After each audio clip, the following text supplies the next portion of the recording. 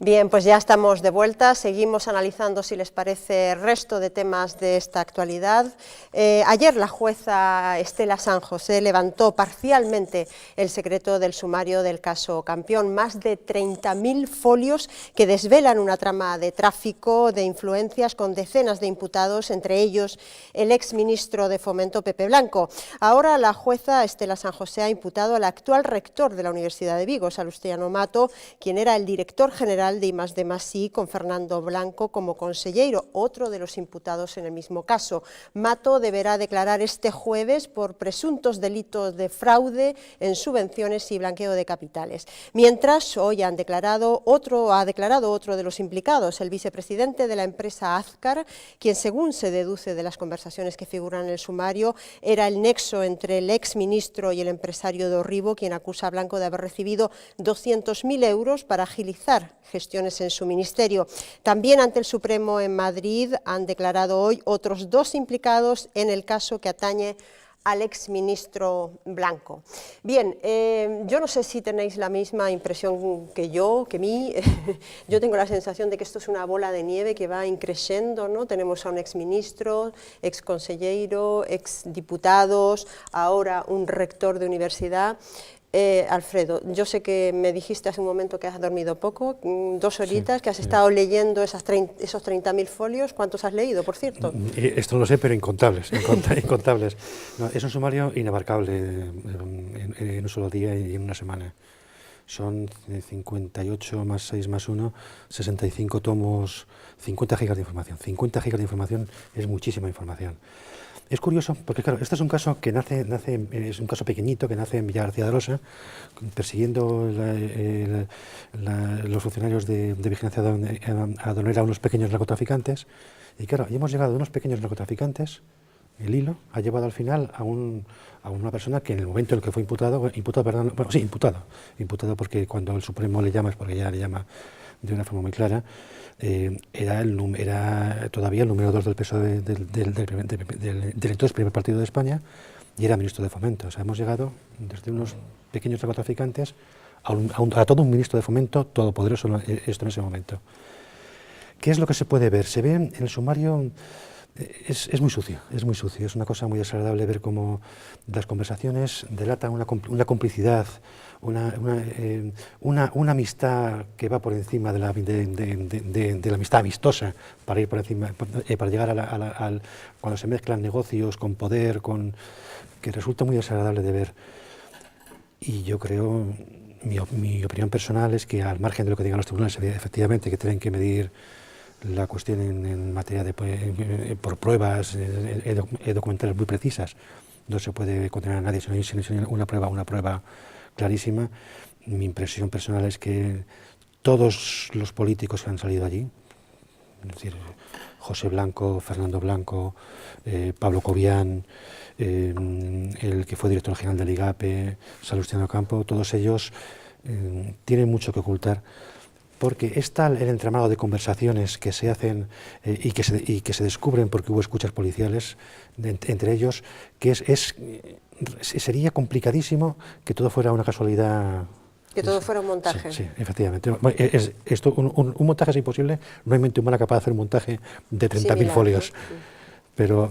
Pero que fuera tanta casualidad es imposible. Por ejemplo, Fernando Blanco, el que era consejero de Economía del bipartito, este señor, hombre, que tenga la buena suerte, la casualidad de que le toque la lotería justamente cuando están hablando de subvenciones a una de las empresas de Orribo, me parece muy chocante. Por esto es curiosísimo, yo no sé si pasará también a vosotros, la cantidad de políticos que he conocido que les ha tocado la lotería, con lo difícil que es que le toque la lotería de la vida. Es una coincidencia peculiar. Ana, sí. Yo quería destacar ¿cómo ves un elemento, la evolución del caso? Primero, destacar un elemento que, bueno, vemos en las encuestas la creciente desconfianza de los ciudadanos hacia sus políticos, Pero vemos también que los jueces responden, y tenemos el caso de esta jueza de Lugo, independientemente de cómo concluye el caso, la jueza Estela San José, que se atrevió en su momento a iniciar un proceso donde estaba implicado en aquel momento un ministro de Lugo muy poderoso, y una jueza que fue objeto de una campaña mediática terrible por parte del Partido Socialista. De hecho, Rubalcaba llegó a decir pues, que sacaba este tema porque había elecciones, porque coincidía con el proceso electoral. Pues yo creo que hasta cierto punto los ciudadanos han visto que hay un juzgado pequeño, una juez de una ciudad como Lugo que se atrevió a iniciar un proceso en el que estaba implicado un ministro de Fomento. Faltaría más, ¿no te parece? Es que si no caeríamos en un nivel de crisis, de podredumbre pero que ha tenido un trabajo ingente, y yo creo que en primer lugar hay que destacar que funcionan las instituciones en nuestro país. Yo lo que quiero decir que aparte de la alarma que generan, que yo creo que en nuestro país funciona la justicia y que funciona las instituciones, es lo que quiero destacar. Después, volviendo al tema de los implicados, también hay otro elemento importante, y es cómo han reaccionado los partidos políticos ante este caso. Hemos visto en el sumario que aparecen personas de distintos partidos políticos, tanto el Partido Popular como el BNG, las personas que aparecen imputadas han dimitido, han dejado su cargo, y sin embargo en el Partido Socialista la persona que aparece imputada, y además al principio se decía que eran las declaraciones que hacía un empresario, no son las declaraciones que hace un empresario. Hay una investigación de una jueza de Lugo, hay un pronunciamiento de la Fiscalía del Supremo, hay un pronunciamiento del Tribunal Supremo que afecta a un alto dirigente del Partido Socialista, y esa persona en ningún momento se planteó dimitir cuando era ministro, dimitir como ministro, y ahora que es diputado por la provincia de Lugo no se plantea tampoco dejar su escaño. Es más, hace un comentario que yo creo que es un poco también casi despectivo a los ciudadanos de Lugo. Dice, dejo la primera línea de la política. ¿Quiere decir que defender a los ciudadanos de Lugo no es estar en primera línea de la política? Pues yo creo que incluso es ofensivo hacia los ciudadanos de Lugo. Entonces resumo, la diferencia de cómo ha reaccionado cada partido político ante una imputación, porque lo último que hemos escuchado hoy mismo es que Elena Espinosa, Pachi Vázquez, todos cierran filas, todos salen cerrando filas con Sí, el conselleiro de Administraciones, Alfonso Rueda, ya ha dicho que la Xunta está estudiando el caso para ver si tiene que tomar nuevas medidas, ¿no? Sí, es que en línea con lo que me estaba comentando Ana, con lo que estoy completamente de acuerdo, porque la labor de los jueces tampoco es fácil, ¿no? Y yo creo que sí le hace falta valor y estar muy convencida, y realmente creo que es una constatación de que la institución, que la justicia en nuestro país funciona. Cosa muy parecida a lo que estamos viendo con el caso Urdangarín, que no va a salir a colación, pero bueno, está claro que funciona. También como institución, la labor de la Xunta de Galicia yo creo que ha sido buena, ¿no? En la medida en que ha puesto fuera a todos los cargos implicados, no necesariamente imputados, está haciendo una investigación interna, como bien dijo el consellero, ha interpuesto una demanda por un préstamo de los que están implicados o involucrados en este asunto. Yo creo que también es una labor a resaltar, ¿no? Y yo lo que os iba a comentar antes, yo ya sé que en todos estos casos hay que estar con la presunción de inocencia encima de la mesa y tener mucho cuidado, pero yo el otro día veía a una persona, creo que era la portavoz de Manos Limpias, ¿no?, que decía que a medida que avanzan los estadios de la persona que está salpicada por un caso, ¿no?, pues ella hablaba de implicado, imputado, acusado, luego juzgado, ¿no?, y decía que a medida que vas avanzando en esos estadios la presunción de inocencia va cayendo. Otra persona se lo rebatía. Pero en línea con eso, francamente, yo viendo todo esto, a mí cada vez me resulta más difícil poner esa presunción de inocencia por delante de todo, porque es un poco lo que decía Alfredo, ¿no? Son demasiadas casualidades, demasiadas complicidades, demasiadas conversaciones haciendo referencia a lo mismo. A ver, soy muy consciente y probablemente sea muy difícil de demostrar, ¿no? O sea, una cosa es lo que las cosas son y otra cosa es lo que parecen, ¿no? Lo que parece, desde luego, es horrible.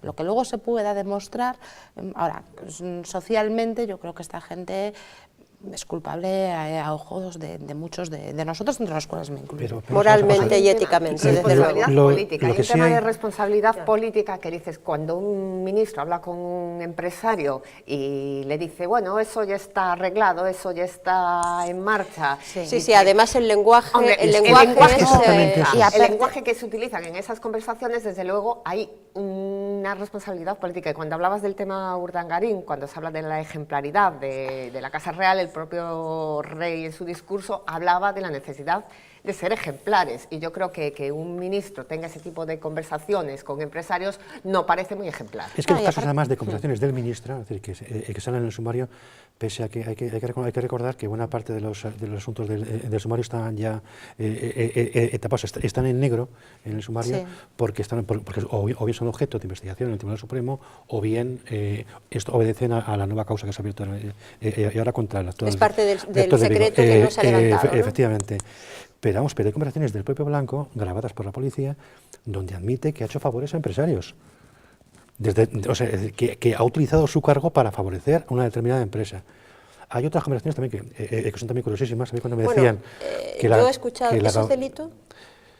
Pues no lo sé. ¿Es delito? Es que puede ser. Quiero decir, ¿es delito favorecer sin cobrar nada por ello? Delito es cobrar por ello, desde luego. Pero claro, si el ministro en funciones favorece, pero por cuando nada, favoreces gratis. a una empresa en contra de otra, sí puede ser delito, pero en todo caso, que sea o no gratis es lo que habrá que determinar, porque hay también por ahí muchas conversaciones donde sale dinero entregado supuestamente a... Lo digo porque es uno de los argumentos de la defensa del caso de Urdangarín, ¿no? Vamos a ver, otra de las cuestiones... Pero no mezclemos casos, no, por favor. Una cosa puede ser un delito legal o penalmente punible, y otra cosa que sea éticamente reprobable. Y yo entiendo que dentro de esa labor ejemplarizante, ¿qué más ejemplarizante que los ministros del país? ¿no? Yo te iba a decir antes, Ana, cuando decías que el señor Blanco ni había dimitido y ahora mismo es diputado, tampoco dudó un segundo en ir de cabeza de lista en representación de toda una provincia de la comunidad autónoma, cuando ya estaba metido y salpicado por esto, si dejaba de ser y además diputado, dejaba de ser desaforado, aforado, evidentemente, con lo cual había estado sometido delante de la jueza y una ordinaria, persona que no olvidemos fue la Dalid de la anticorrupción, y porque mira que no dio la lata con el caso Camps, vamos, por muchísimo menos que todo esto. Entonces es todo un asunto muy, muy sucio, y efectivamente a mí también me gustaría ver esos folios en negro. Yo me ofrezco a leértelos. Se me llaman los demonios. Te vas a arrepentir, yo creo, María. Lo que dices es sucio y no sé qué palabra utilizar, también diría a lo mejor grotesco, ¿no? Dices que un ministro queda en una gasolinera, supuestamente hay un sobre, otro contando dinero, sube que te lleva una comida. Hay conversaciones que te describen cómo fue el montaje de esa reunión, que no es una reunión abierta como se ha querido vender por parte del PSOE en algún momento, por parte de Blanco, no. Fui allí como en cualquier otro sitio. Bajas de un coche, subes al otro. Era escondidas. O sea, intentó que fuera clandestina. Es decir, era clandestina porque quiso que fuera clandestina, porque hay conversaciones previas entre los participantes en esa reunión en la que decían hay que tener cuidado y bajarnos antes, subirnos antes del coche para evitar que nos vean. Es decir, fue una cosa, en fin, fue lo que parecía. Bueno, seguiremos al pie, supongo que seguirás esta noche leyendo toda la noche. Evidentemente que cada vez ese sumario va a ir a mayores, porque evidentemente el caso está absolutamente abierto. Hoy ha declarado el vicepresidente de Azcar ante la jueza Estela San José. Hay otros dos inculpados que han declarado en Madrid ante el Tribunal Supremo, y el vicepresidente de Azcar va el jueves a declarar ante el Tribunal Supremo. Es un íntimo amigo del exministro Blanco y que está metido en todos los ajos. Pertenece a la Liga Oculta, eso también lo digo. Que es que ya parece... Explícanos tú que has leído el sumario si habla algo de la Liga Oculta. Sí, de todas maneras, como sigamos así, realmente el sumario de mucho más de sí, la lista de imputados va a ser como el listín telefónico, porque mira que no van. Y cuidado, no me dio todo el sumario, es imposible, es todo el sumario en 3 días. En una noche. Bueno, cambiamos de asunto si les parece. Los socialistas gallegos ya están en la antecámara de su congreso regional este fin de semana. Pachi Vázquez deberá enfrentarse a Elena Espinosa como a la exministra.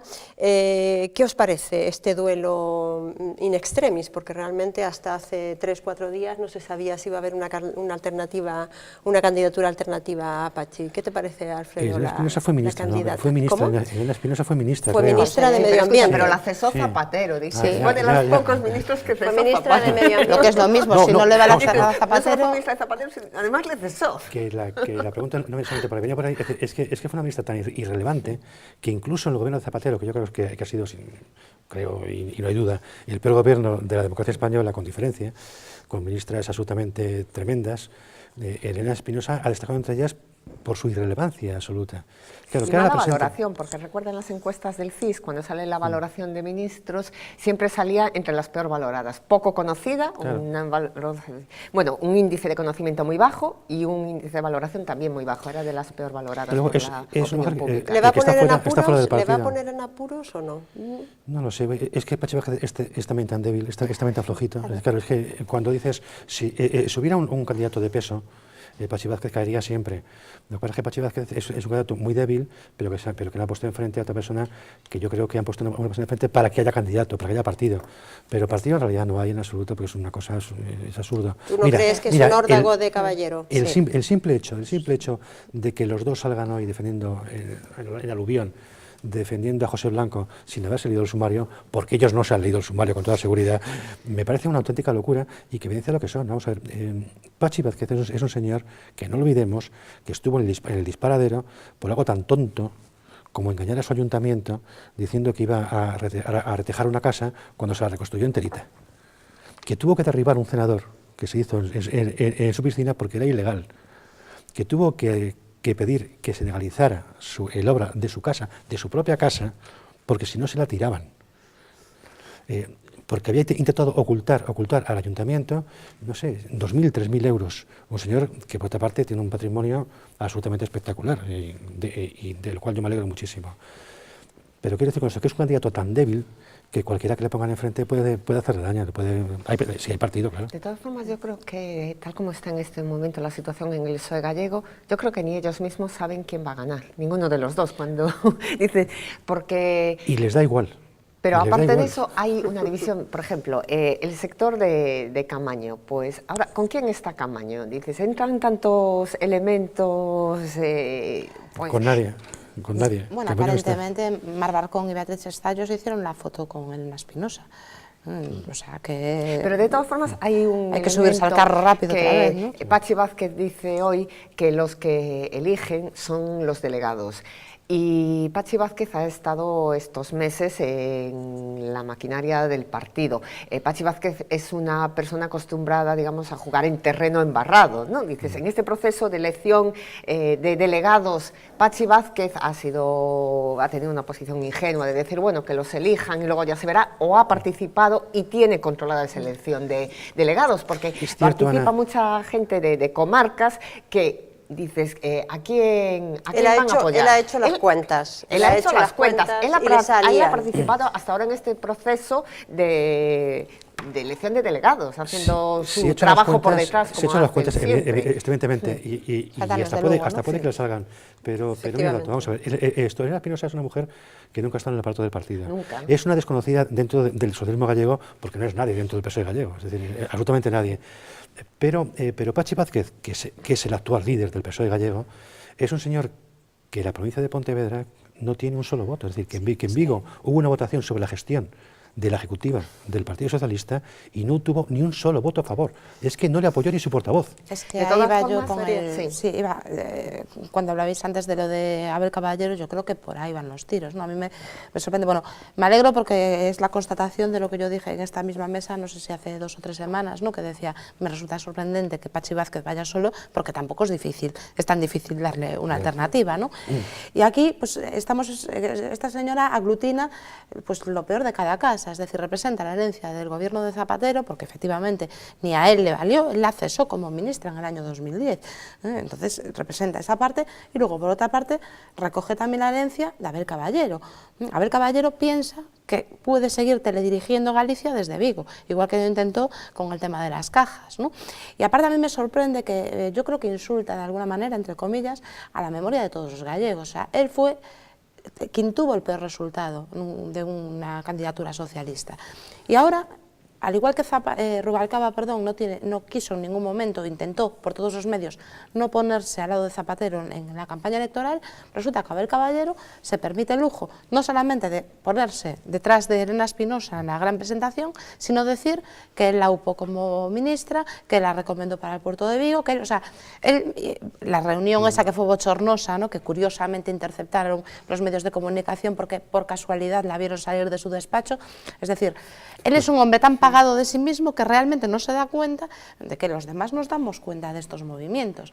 Y Elena Espinosa, insisto, para mí resume lo peor de cada casa, y encima es un peón colocado por Abel Caballero y no sé si por Pepe Blanco. Y aparte de todo, con todos los cuestionamientos que se pueden hacer a Pachi Vázquez, que su falta de liderazgo social, su falta de liderazgo interno, ha estado aquí estos 3 años. Pero Elena Espinosa, recordemos que es una señora que cuando le dijeron que fuese de número 2 por las listas de Ourense, como no iba a salir, dijo que no iba y dejó plantado al partido. Así, bueno, que haga campaña otro, ¿no? Dices, también demuestra que es una persona poco implicada en el partido, que aparece en el momento en el que se reparte un cargo. Dices, cuando hay que hacer campaña, trabajar duro, trabajar desde las bases, ella no hace absolutamente nada. Bueno, quedan poquitos días. Mi última pregunta, porque ya nos queda poquito tiempo.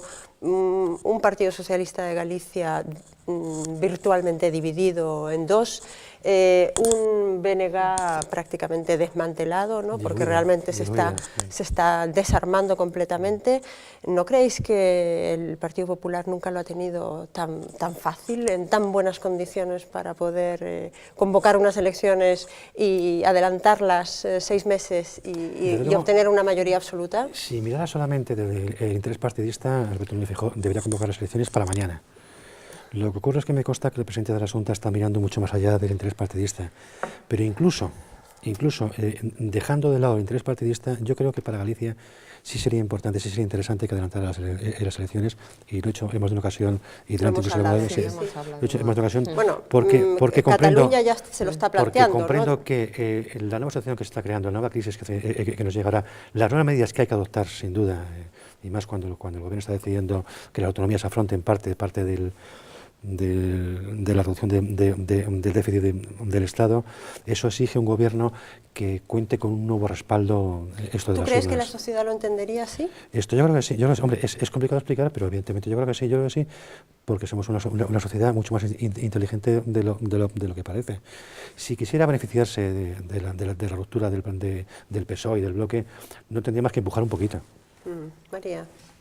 Yo ayer cuando veía los temas, y así lo dije, me parece que hasta se lo comenté a Ana, yo cada vez que sale este tema me acuerdo mucho de mi abuela, ¿no? O sea, mi abuela, terminábamos el verano, veníamos de Villanueva y decía, ya está aquí la Navidad, cuando faltaban 3 meses y medio. Y cada Navidad decía, estas son las últimas Navidades que pasamos juntos. Vamos a ver, yo creo que a un presidente, a un equipo, lo elegimos por 4 años. Este debate es sistemático y cada vez además se acorta antes en el tiempo. Estamos exigiendo, dentro de poco vamos a ir a elecciones cada 2 años, como sigamos así. Creo, lo que pienso es que este es el único punto en el que coinciden ahora mismo, por motivos distintos, evidentemente, el PSOE de Galicia y el Partido Popular, ¿no?, que no se van a convocar elecciones con carácter inmediato. Evidentemente, desde un punto de vista de cómo está la oposición, pues es el mejor momento para el Partido Popular, pero creo que el presidente Feijóo nunca se ha destacado por poner sus intereses personales por encima de los de Galicia en este caso, ¿no?, o por encima de los del proyecto que está desarrollando, más bien todo lo contrario.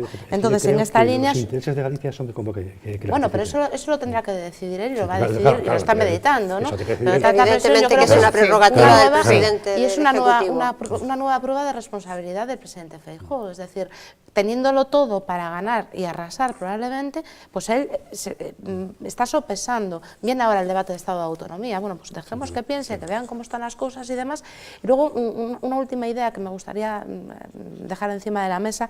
Yo creo que es muy distinto plantear un adelanto de elecciones cuando hay causas exógenas o cuando hay causas endógenas, ¿no? Por ejemplo, el presidente Zapatero, el expresidente, tenía una crisis de partido brutal. Tenía su partido dividido, como bien se vio después, por mucha imagen de unidad que nos quisieran vender. Estaba completamente deslegitimizada su autoridad dentro de su propio partido, dentro de su propio equipo. Entonces, evidentemente, cuando esa es la situación, tienes que convocar, pero porque no estás reforzado por los tuyos. Creo que el presidente Feijóo, estoy segura de que tiene el blindaje absoluto de todos los que están detrás de él, y eso es un baluarte importante, ¿no?, a la hora de juzgar una fecha electoral. Pero la forma de comprobarlo es precisamente adelantándolo a las elecciones. No, es la forma de ponerlo a prueba, no de comprobarlo. Él está seguro, y por eso necesita hacer un órdago. Yo creo que ya lo hemos dicho más veces. Primero, es una competencia del presidente de la Xunta junto con el nombramiento, evidentemente.